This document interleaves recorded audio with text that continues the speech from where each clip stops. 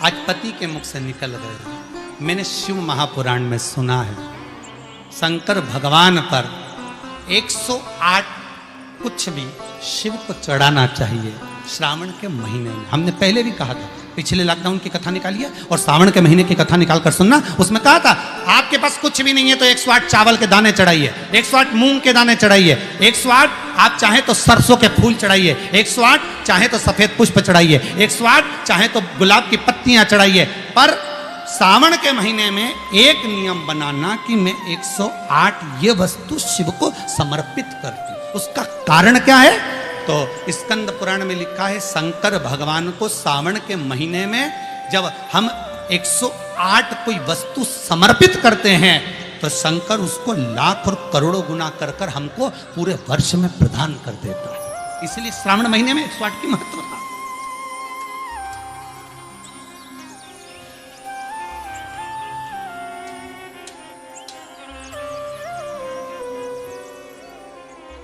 बाबा से विनय निवेदन, उसके चरणों का स्मरण।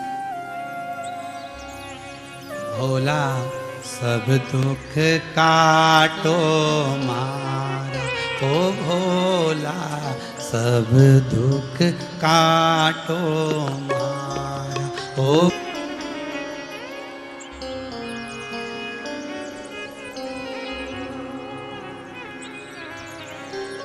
नियम ऐसा लो जो सज जाए। नियम ऐसा, कभी ऐसा नियम मत लेना जो ना सजे हो। नियम कौन सा लिया जाए? सावन के महीने में आप भी नियम लो, हमें मना नहीं, पर नियम वो लेना जो तुम साथ सको। कई कई माताएं अपने बच्चे को कसम दिला देती, मेरी सौगंध खा तू सुबह 6 बजे उठ जाएगा। अब कसम तो दिला दी ने, 6 बजे एक दिन तो उठ गया ने, बाकी का दिन तो क्या मतलब ऐसा नियम दिलाने से? तो नियम होना चाहिए। तो क्या नियम लिया जाए? तो पत्नी बोली देखो अन्न का भाग मिले घर में ना मिले, एक काम करो तुम तो बेलपत्री का नियम ले लो कि अपन 108 बेलपत्र शंकर को चढ़ाएंगे, बस इतना। हाँ ठीक है। अब बहुत पैसे वाले हो गए ना तो तुम्हारे यहाँ कोई बेलपत्री तोड़ के भी दे जाएगा, थोड़ा धन मिल जाएगा, दे जाएगा। धीरे धीरे धीरे धीरे बेलपत्र का नियम लिया। एक वृक्ष से बेलपत्र लेकर आते और उस बेलपत्र को लाकर शिव जी को चढ़ा देते। निकलते निकलते कम से कम 25 दिन निकल गए, नियम पूरा चलता रहा। 26वां दिन आ गया, नियम पूरा चलता रहा। 27वां दिन आ गया, श्रावण के महीने का 27वां जब दिन आया तब माली ने बेलपत्र तो उतार ली। जो बेलपत्र के वृक्ष का माली था, वृक्ष का जो माली होता है, उसने चिल्ला दिया, हे बेलपत्र अब मत ले जाना, फ्री की मिल रही है तोड़ तोड़ के ले जा रहा हूं, अब मत ले जाना, बिल्कुल भी नहीं, कीमत दीजिए उसकी।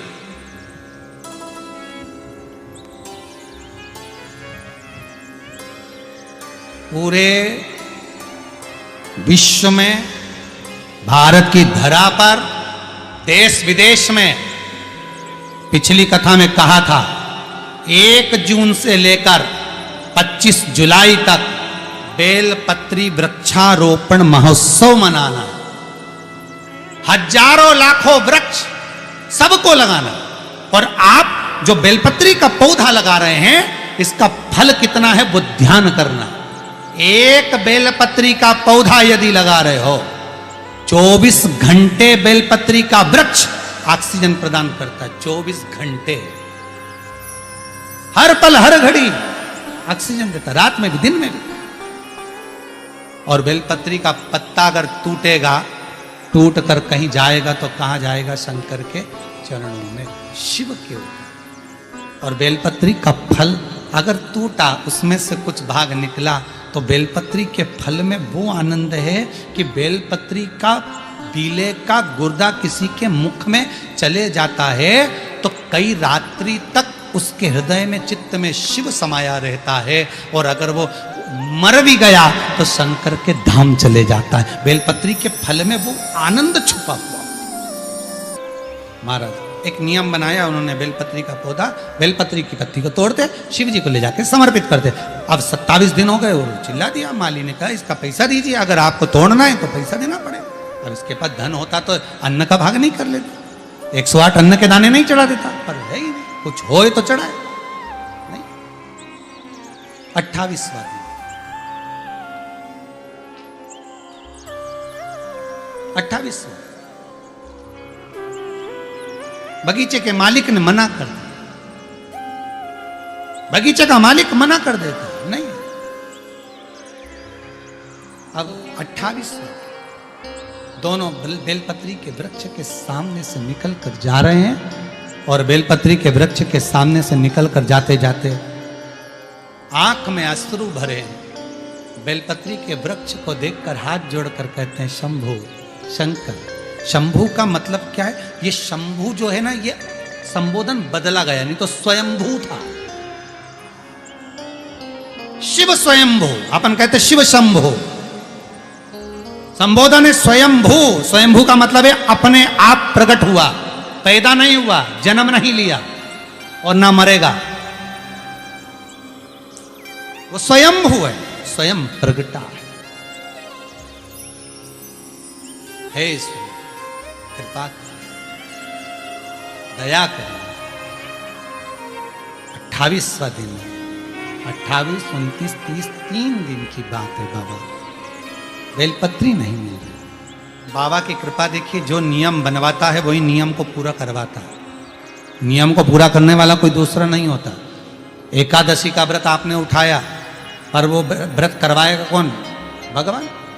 सोमवार बनाओ नियम, बना लिया नियम बेलपत्री का भी, ये 3 दिन बचे, अब क्या करें?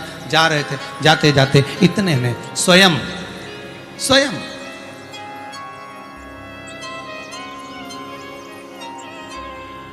एक छोटा सा बालक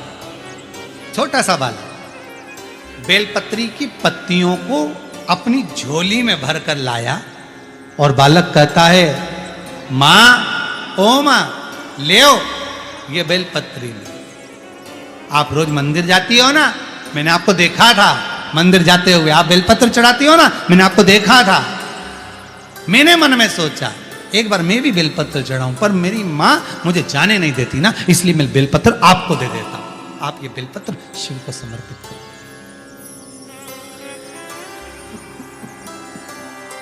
आप ये बेलपत्र शंकर को।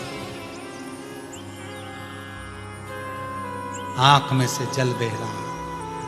कहते हैं बेलपत्री को पानी में क्या धोया? अश्रु में धो दिया। जैसे सुदामा के चरण को भगवान कृष्ण अपने नयन अश्रु में धो देते हैं। ये दोनों वैश्य, दोनों बनिए पति पत्नी बेलपत्री को अश्रु में धोते धोते शिव जी के धाम में ले जाकर समर्पित कर देते। नियम पूरा। कौन पूरा करा रहा? भगवान।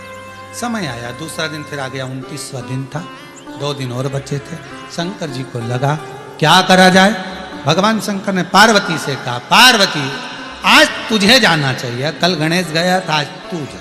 ये अपने परिवार की जवाबदारी है। जब कोई अपना व्यक्ति अपने घर में आता है तो उसको निभाना अपना फर्ज है। आपके घर में कोई आएगा तो गद्दा कौन लगाएगा? आपको लगाना है। तकिया किसको देना है? आपको देना है। चादर किसको देना है? आपको देना है। कम्बल किसको देना है? आपको देना है। भोजन किसको कराना है? आपको कराना है। अगर कोई अपने मंदिर में आ रहा है और बेलपत्री का उसका नियम है तो नियम कराए तो उसको निभाना भी तुम्हें पड़ेगा। भाई 4 मेहमानों में से 3 तो रोटी खा रहे और एक व्यक्ति की एकादशी का व्रत है, वो नहीं खा रहा, तो खिचड़ी कौन बनाए? अरे बोलो तो जम के, कोई दूसरा बनाएगा कि पड़ोसन को फोन लगा के बोलोगे देखो हमारे यहाँ तो भैया हम खिचड़ी नहीं बनाएंगे, तुम्हारे यहाँ मेहमान में भूख लगी है और इसका व्रत है तो तुम कहीं पे भी जाके खा, पर हम खिचड़ी, तो फर्ज तो अपना है ना, अपने यहाँ आया है तो खिचड़ी भी अपने को बनाना पड़ेगी। भाई बनाओ खिचड़ी, बहुओं से कहो खिचड़ी बनाओ, एक का व्रत है। उसी तरह भगवान, नियम तुमने लिया है, व्रत तुम्हारा कर रहा है तो निभाना उसको पड़ेगा। जाओ पार्वती। पार्वती बोली मैं कहाँ जाऊं? बेलपत्री दो, जाओ बेलपत्री। हाँ, पार्वती जी बोली बेलपत्री मैं और वृक्ष से उतारूंगी तो मुझे वो आनंद की अनुभूति नहीं हो। और ध्यान दीजिए इस कथा पर, हो सकता है आज कथा का प्रथम दिन और बाबा ने ये कथा आप सबके लिए निकाली है, तो उसको धारण करिएगा कि बेलपत्री की अगर मैं वृक्ष से उतारती हूं तो दुख मुझे होगा, ये पार्वती जी कहती है। शिव महापुराण की विद्धेश्वर संहिता उमाखंड भी कहता है, आप एक बेलपत्री का वृक्ष लगाओ और लगाने के बाद उसको पूर्ण तरह से पोषित करो, खाद डालो, पानी डालो, उसको पूर्ण तरह से बड़ा करो, तो तुम किसी पेड़ की बेलपत्री तोड़कर शंकर को चढ़ाओगे तो शंकर स्वीकार करेगा। मालूम पड़े पेड़ एक नहीं लगाया और सारे गांव की बेलपत्री तोड़ तोड़ के शंकर को चढ़ाई, और कि मेरे बराबर कोई धर्मात्मा नहीं, तो शंकर बोले तेरे बराबर कोई ढोंगी भी नहीं। शिव भी कहेगा तुम्हारे बराबर कौन है ढोंगी, कौन प्रपंची। एक बेलपत्री का पौधा नहीं लगाया, एक बेलपत्री का पेड़ नहीं लगाया, और सावन के महीने में सारे गांव की बेलपत्री तोड़ तोड़ के शंकर जी को चढ़ाया, और एक बेलपत्री को कभी पोषित नहीं करा, और उल्टा गया और मालूम पड़े बेलपत्री की इतनी बड़ी बड़ी डालियां सब तोड़ तोड़ के ले आया, सारी तोड़ ले आया, और उसमें पत्ती पत्ती निकाल के डालियों को बाहर पटक दिया। अरे दोष है, एक वृक्ष नहीं लगाया और सारी पत्तियां तोड़ तोड़ के हर महीने सावन का पूरा महीना चढ़ा चढ़ा के शंकर को प्रसन्न कर रहे। और एक दो तो कह कि हमने तो पैसे से खरीद ली, हमने 50 रुपए दिया ना मालिक, हमने कहा 108 गिन के लाना, वो तो 108 गिन के लाया, ने 50 रुपए लिए, तो जिसने लिया वो भी दोषी। माली ने कौन सा पेड़ लगाया कहीं जाके बेलपत्री का, ये फूल का लगाएंगे तो बिकेगा, या पत्ती कौन सी बिके। शंकर जी के तो फ्री का आइटम चढ़े, बाकी के सब देवताओं के अच्छा जोरदार गिफ्ट का आइटम, इनके तो फ्री का आइटम। बेलपत्री देखो तो फ्री में मिल जाए, पानी देखो तो फ्री में मिल जाए, धतूरा देखो तो फ्री में मिल जाए। उन्हें कौन ले जाए, वो कांटा के धतूरे के घर में ले जाके रखे, सब फ्री में। आंकड़े का फूल देखो तो फ्री में, समी का पत्ता देखो तो फ्री में, कौन कांटे का पेड़ घर में ले जाए, तो सब फ्री का आइटम। और उनके साथ जो रहे वो भी फ्री, कहीं पे भी मिल जाए, बारिश चले तो वो तो फ्री। बस इनके जिसने देख लिया वो फ्री नहीं दे पाता। एक बार ग्राउंड में अगर देख लिया नहीं बब्बा फ्री, तो फिर तुम फ्री नहीं घूम सकते, उधर मत जाना। क्यों, शंकर जी का फ्री। वही अगर वो दिख गया तो तुम फ्री नहीं हो पाओ। बड़ा शिव बड़ा अलमस्त है, शंकर बड़ा आनंदित है, बड़ा मस्त है शिव। ओ घड़ी है वो,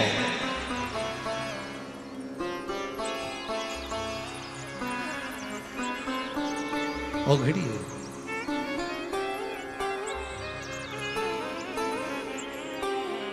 अब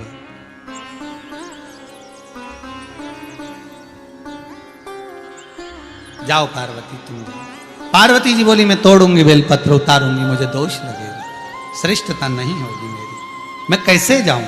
शिव बोले नहीं, ऐसा नहीं है, आप जाओ बेलपत्र, ऐसा हो तो मेरी ही उतार कर चढ़ा जाओ, जाओ उठाओ और देखा। पार्वती जी ने जो कल बेलपत्र चढ़ाई थी वही पार्वती उठा के लिए धो के वापिस रख दी।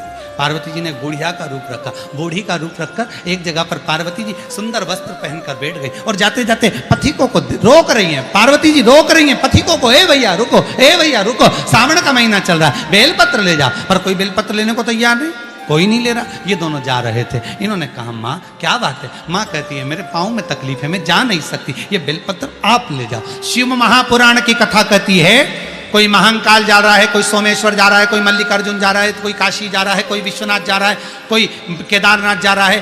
कोई व्यक्ति अगर 12 ज्योतिर्लिंग में जा रहा है, आप खुद नहीं जा सकते, कुछ भेज नहीं सकते, तो एक बेलपत्र को ओम नमः शिवाय लिखकर एक कॉपी में और रजिस्टर में उसको रखकर सीधी की सीधी उस कॉपी को ओम नमः शिवाय लिखकर शंकर के पास भेज दो। कह देना ये बेलपत्र निकालकर शिव को चढ़ा देना। हमारे के पास में पार्वती जी ने दिया, ये लेकर चली। पार्वती जी ने जो दिया था वो शंकर जी को समर्पित करा। नियम इन्होंने लिया था, पूरा शिव जी ने। 30वां दिन बेलपत्री नहीं मिली। सावन आने दो, बेलपत्री के वृक्षों में पत्तियां मिलना बंद हो जाती, बहुत सारे लोग धर्मात्मा इकट्ठे हो जाते। निवेदन है उतनी ही तोड़ना वृक्ष से जितनी आपने लगाई हो, जितनी आपने लगाई। अरे सीधा सीधा बात है भाई, फल उतना ही मिलता है। वो कहे ना, अब 30वां दिन शिव जी का नाम लेकर घर से निकल गए, वृक्ष पर से पत्ती आने नहीं है। पार्वती जी ने शंकर जी से कहा, गणेश जी चले गए, मैं भी चली गई, कार्तिक रुष्ट होके श्री सेलम में बैठे, अब तुम ही बचे हो। बहुत अच्छा परिवार है शंकर पार्वती का, इनके जैसा परिवार दुनिया में किसी का नहीं होगा। गले में सांप, बैठे नंदी पे, बाजू में कार्तिकेय के मोर, पार्वती बैठी शेर पे, गणेश जी चूहे पे, सब एक दूसरे के दुश्मन। उसके बाद भी कितनी शांति से आराम से रह गए कि तुम तो जब फ्री हो जाओ घर से, लोटा भर के पानी लिया, चढ़ा के चले जाओ। शंकर जी अलमस्त बैठे, पार्वती जी हाथ जोड़ के बैठी कि इन्हीं पे चढ़ाना, हमारे कपड़े गीले करके मत जाओ। कितना मस्त परिवार, उनके जैसा कोई परिवार अलमस्त है।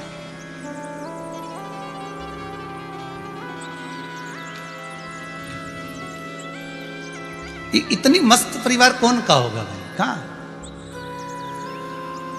लक्ष्मी स्वयं पार्वती जी शंकर जी से बोली, देखो प्रभु, गणेश जी हो आए बेलपत्री दिया, पार्वती हो आई बेलपत्री दिया, कार्तिक रुष्ट होकर सेलम पर बैठे, बारी तुम्हारी है। शंकर भगवान बोले, अब हमारी बारी है तो हम ही जाएंगे, तुम चिंता मत करो। और अंत में जब पूर्ण तरह से परास्त हो गए, हार गए, वो वैश्य, वो बनिया और बनिए की पत्नी, वो सेठ और सेठानी जिसके पास कुछ भी नहीं है, वो अंत में जब हार गए, तब शंकर उस समय पर जैसे ही पहुंचे, एक बंदर का रूप लेकर, एक हनुमान का स्वरूप बनाकर, एक बानर का स्वरूप बनाकर, क्योंकि शिव हनुमान है और हनुमान ही शिव है।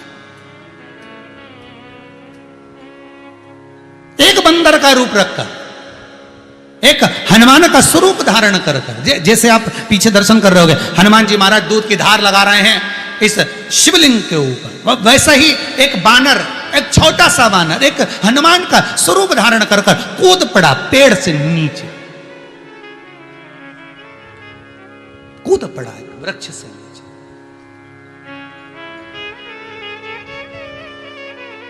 और पवन तनय संकट हरन मंगल मूर्ति रो,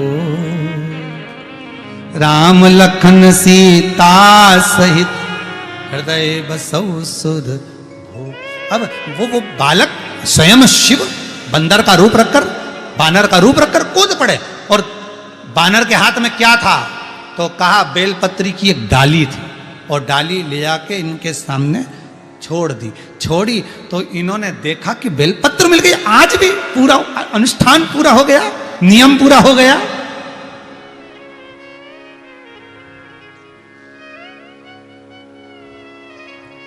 अनुष्ठान पूरा, नियम पूरा।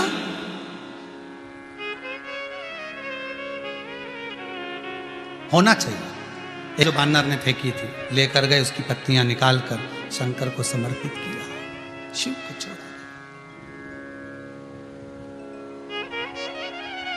शंकर को दिया गया, शंभु आंख से अश्रु बह रहे थे। शिव पुराण कहती है, जिस शिवलिंग की इन्होंने आराधना करी थी, उस शिवलिंग में से शंकर प्रकट हो